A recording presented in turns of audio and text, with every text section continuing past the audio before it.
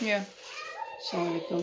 ये मैं white cabbage और दूसरे रेड कैबेज का ना बना रही हूँ। इसको मैंने आधा घंटा पहले इनको काट के ऐसे, तो इसके ऊपर मैंने पिंक सॉल्ट डाला 1 चम्मच और थोड़ा सा मैंने ब्लैक सॉल्ट डाला है। अब आधा घंटा हो गया, देखिए इसमें से कितना पानी निकल आया। इसको ऐसे दबा दबा के ना काफ़ी पानी निकल आया। तो अब मैं इसको इसके अंदर डालूँगी, इसको स्टरलाइज किया हुआ है।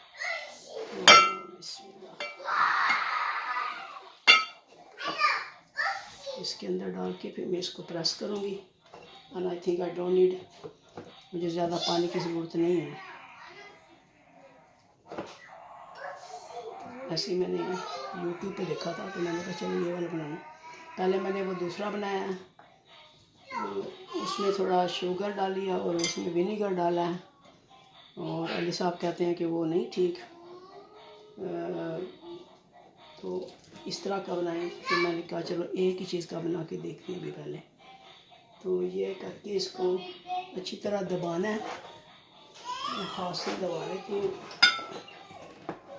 और इसके ऊपर अगर पत्ते रखे ना, तो पत्तों के साथ अच्छी तरह दबाया जाता है ऐसे। अच्छी तरह ये देखिए अच्छी तरह पे प्रेस हो जाता है। बस इट, मुश्किल काम तो कोई नहीं है। देखते हैं इसका कैसा टेस्ट। थोड़ा सा बस मैंने ब्लैक सॉल्ट डाला है, मुझे पिंक सॉल्ट का कहा था, मैं पिंक सॉल्ट के साथ साथ मैंने ब्लैक सॉल्ट ये वाला डाला है। ठीक है, तो I hope it will be nice. बस बात कर